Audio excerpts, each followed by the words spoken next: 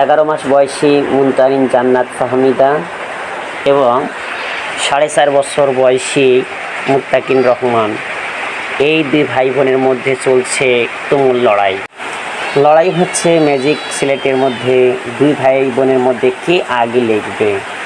কিন্তু 11 মাস বয়সী মুনতারিন জান্নাতও ছাড় দিচ্ছে না, কেননা সেও ম্যাজিক বোর্ডে লিখতে জানে।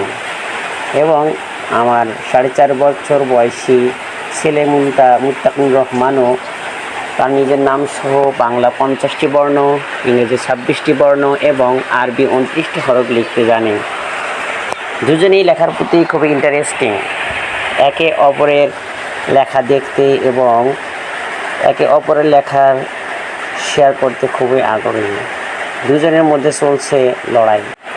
ম্যাজিক সিলেটটি মুত্তাকিন রহমান উপরে উঁচিয়ে ধরেছে, কিন্তু মুনতারিন তো দাঁড়াতে পারছে না বলে তা হাতও পাচ্ছে না। সে হাত দিয়ে ধরার চেষ্টা করতেছে, কিন্তু সে কিছুতেই পারছে না। এদিকে মুত্তাকিন রহমান তার ছেলেটি উপরে উঁচিয়ে ধরে সে মজা নিচ্ছে, আর মুনতারিন জান্নাত ফাহমিদা বারবার ছেলেটি ধরার জন্য চেষ্টা করতেছে, এমনকি সে জোর করে দাঁড়িয়ে গিয়েছে।